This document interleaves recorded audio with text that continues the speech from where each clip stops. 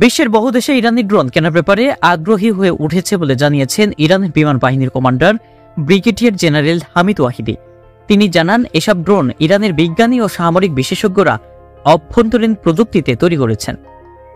রবিবার ইরানের দক্ষিণাঞ্চলীয় বন্দরনগরী বুশের শহরে একটি কৌশলগত বিমান ঘাঁটি পরিদর্শনের সময় সাংবাদিকদের এসব কথা বলেন ব্রিগেডিয়ার জেনারেল হামিদ ওয়াহিদি।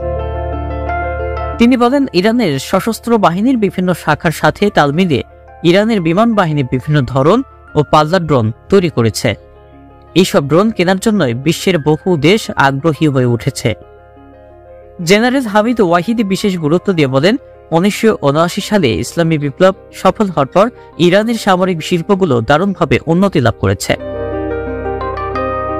চলতি বছরের প্রথম দিকে ইরানের বিমান বাহিনী বহু সংখ্যক কৌশলগত কম্বাট, রিকনাইসেন্স, ডিস্ট্রাকশন এবং রাডার ড্রোন হাতে পেয়েছে।